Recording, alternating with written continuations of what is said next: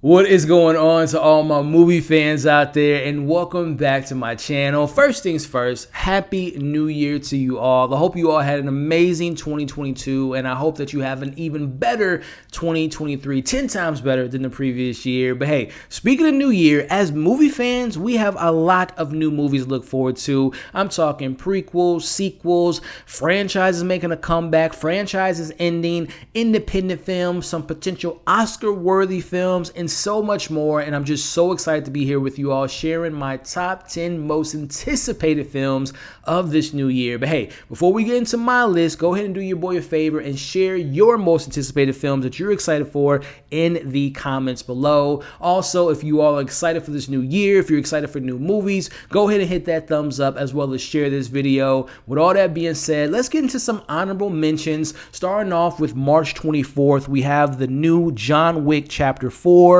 Very excited to see what kind of crazy new action sequences we can look forward to in this new chapter. Moving on to Neon, they have a new horror drama by the name of Handling the Undead, slated to come out later this year. And the thing that gets me excited is, number one, is Neon. I love what they bring us. I love horror. And then more importantly, this stars the cast of one of my favorite films from a couple years ago by the name of The Worst Person in the World. Moving on to Netflix, slated to come out later this year, we got Maestro, the new biographical drama brought to us by Bradley Cooper. Very excited to see him direct his second film. Speaking of excitement, we have on May 5th, 2023, Guardians of the Galaxy Volume 3. This is the farewell tour for James Gunn, as well as saying goodbye to some of these characters in the Guardians. Very excited, but also nervous to see which one of these characters we're going to be saying goodbye to. And last but not least, we have on April 14th, Renfield. Now, this is the monster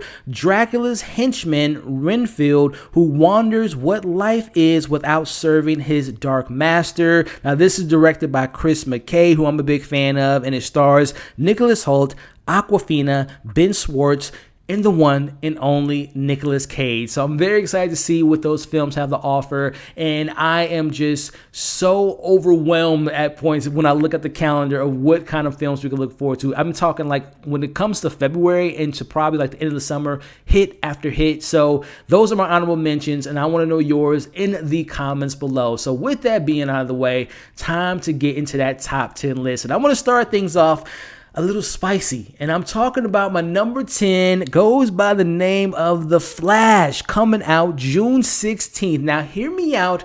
By no means am I forgetting or am I brushing under the rug like WB did these last few years of what Ezra Miller did, but putting that aside for a second, what makes me excited for this new film? Number one, I'm a Flash fan. I am very excited to see The Flash get his first solo film, and I'm very excited to see what Andy Muschietti is going to do with The Flash, but also supporting Andy Muschietti, supporting the other actors. The young lady that's going to be playing Supergirl. We got the return of Michael Keaton. We got Ben Affleck, and apparently we got some Kryptonians that may or may not be being a villain in this film. So it has all that goodwill.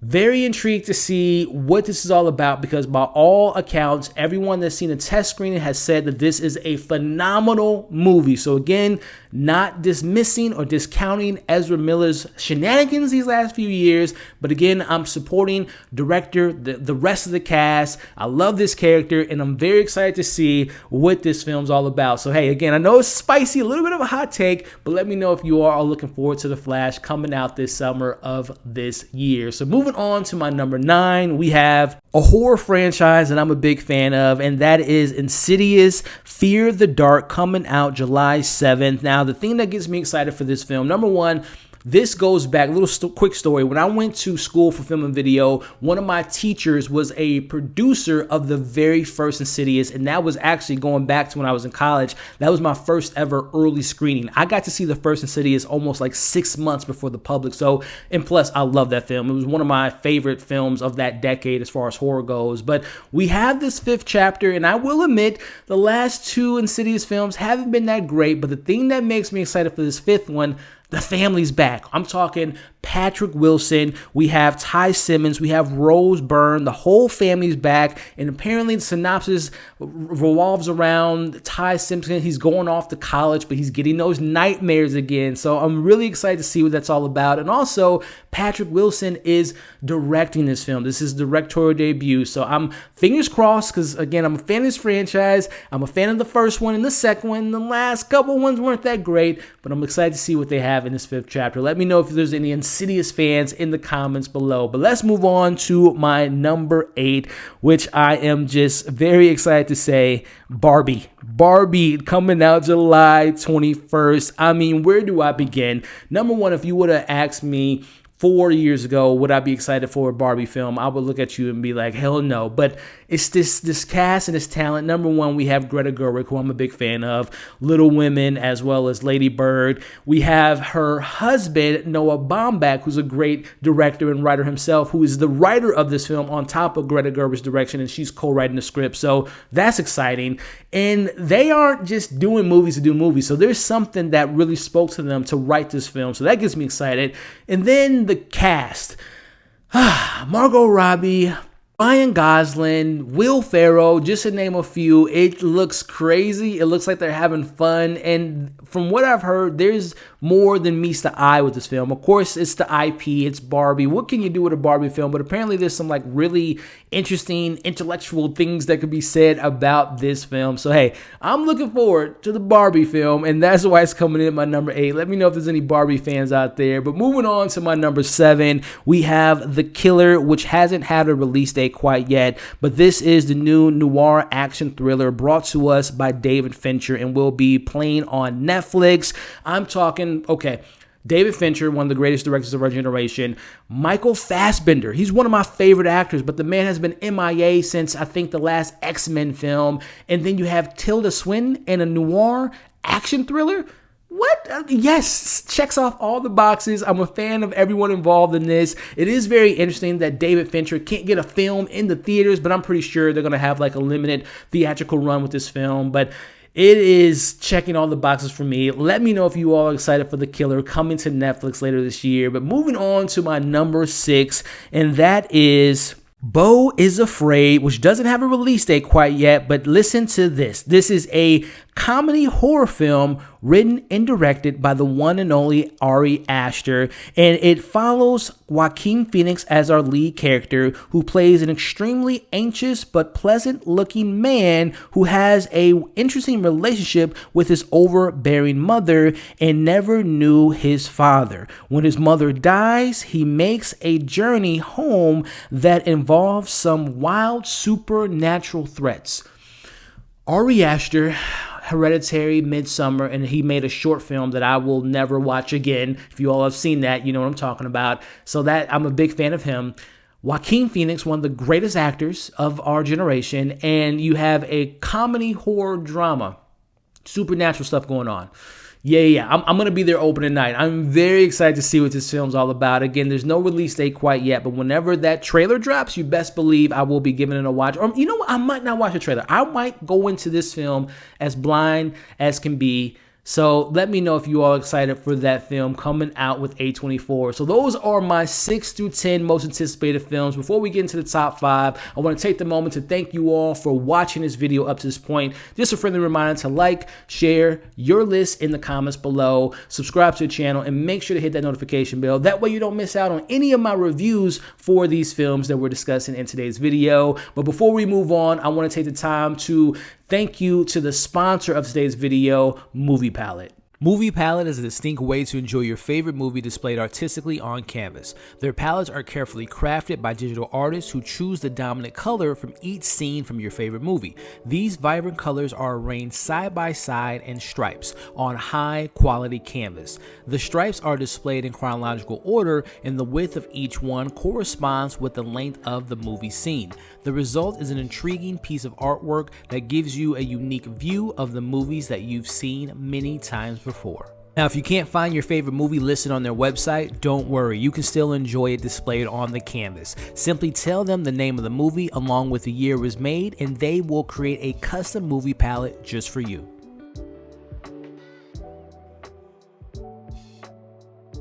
Shout out to Movie Palette, who is the sponsor of today's video. I love my own Movie Palette, which is in my living room. It is a palette of Interstellar. Love it so much. But hey, there's a couple good things going on right now. Number one, they have a sale going on for all their movie palettes, as well as, hey, I love movies, but I love TV as well. They can do TV shows for you, but you can also not only get a discount for the sale they have, but also have a code that you all can use. All of that can be found in the description of this video. So moving on to my top 5, coming in at number 5, goes by the name of Killers of the Flower Moon, slated to come out May of 2023, and it is apparently going to be streaming on Apple TV Plus.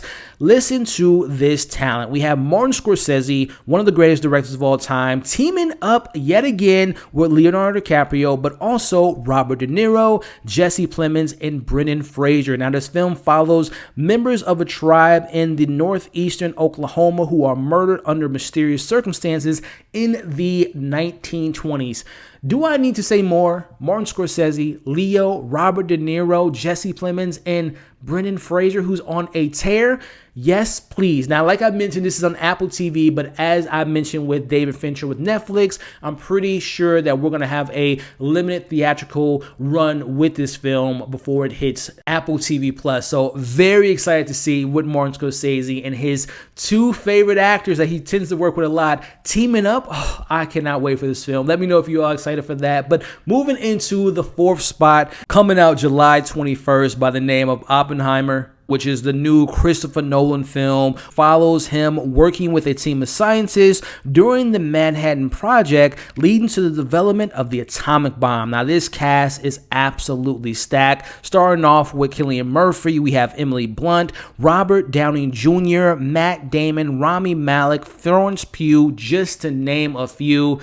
Christopher Nolan, great cast. The trailer was fire. And speaking of fire, y'all read the article that Christopher Nolan did not use any CGI to recreate the atomic bomb. I am very excited for it, and I wouldn't be surprised if this is one of those Oscar-worthy type of films. So very excited for that. And listen, let's just go ahead and address it.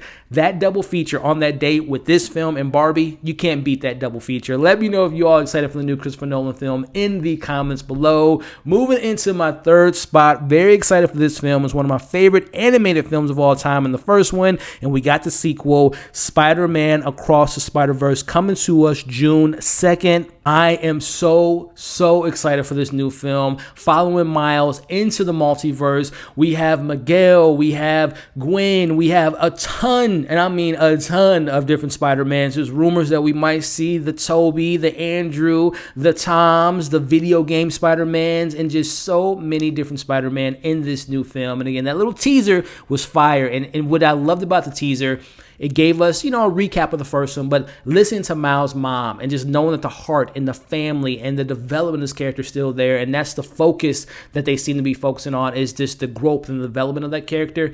Oh, I cannot wait. It's a high bar that's set with that first one, because it is my personal favorite, one of my favorite animated films of all time, and it is my personal favorite Spider-Man film to ever grace the screen. I don't care if it is animated. That story is so fire, and I'm so excited for the new one. And we know it's going to probably be a cliffhanger because they got the second one, part 2, for this final chapter coming out next year. So let me know if there's any Spider-Verse fans out there and if you're excited for this new one in the comments below. Moving into the top 2 category, and starting off with my number 2, so excited for this, coming out July 14th, Mission Impossible 7 Dead Reckoning Part 1. And I love the synopsis. It basically reads, further adventures of the IMF agent Ethan Hunt. I don't need to know anything else about it, right? I'm already sold. This franchise is one of the few franchises that's gotten better each film that's come out. That trailer that they gave us, what was a couple months ago, looks great. We have an amazing team yet again. Christopher McQuarrie and Tom Cruise they're just so in sync. Did y'all see that behind the scenes of Tom Cruise doing that stunt when he's on the bike and doing the parachuting? Oh my goodness. And it's part 1, which means we probably have another cliffhanger, which is, again, they just keep evolving this franchise to be in this edge of your seat cliffhanger type of spy franchise. I am just so excited for this new one, and that's why Mission Impossible 7, I can't wait, is my number 2. But now that brings us to my number 1 most anticipated film of this new year. And drum roll, please. Coming out November 3rd, 2023, we have Dune Part 2. Now we have Paul Atreides teaming up with the Fremen, seeking revenge against the conspirators that destroyed his family, and they have to make a choice between love and life and the fate of the universe. Man, where do I begin? Number one, Dune, the first one I'm referring to in 2021, was one of my favorite films of the year. I think it was my number 2 or number 3 that year. Very excited for the returning cast. Of course, Zendaya. We got Josh Brolin, of course, Timothée Chalamet, and my favorite director working today, Denis Villeneuve, and the great composer of Hans Zimmer. But then even the new cast members, Florence Pugh, Christopher Walken, Austin Butler, Léa Seydoux. I cannot wait to see the continuation of the story. I'm excited for the new series, the HBO series that we're going to get with the Sisterhood. Sign me the hell up. Opening night. I cannot wait to see this film on IMAX and just be brought back to the Fremens, brought back to Paul and everything on Arrakis. Give me that sand, baby. Give me all the sand. Dune Part 2 coming out in November, my most anticipated film of this new year. So, hey, that's my most honorable mention list. Those are my most anticipated films. Do your boy a favor. Go ahead and share your list in the comments below. What movies did I miss out on? Which movies are you most excited for? Let's have those conversations in the comments below. It's going to be a busy year for MovieFiles, not only covering those movies that we went over, but of course there's going to be a million other things we're going to be talking about with A24 films, other blockbusters that I didn't mention, and of course all the TV coverage. So it's going to be a very great year, and I'm so excited to go on this journey with you all in this coming year. Before we wrap this thing up, just a friendly reminder to like, share, comment, subscribe. Check out my top 10 favorite best movies of 2022. Check out my top 10 shows of last year, and then I have a couple more videos lined up for you all. I'm going to be shooting my top 10 most anticipated shows of this new year coming up in a few days, and then I have a bunch of other ideas for short content for favorite horror films of last year, favorite comic book projects last year, most anticipated comic projects of next year. So many ideas, so keep an eye out for all that content. You all have been awesome. Hope you're staying safe. As you can see on the screen now, come and join the community. Check out my most recent top 10 list. Check out my most recent breakdown, and we'll catch you all on the next video.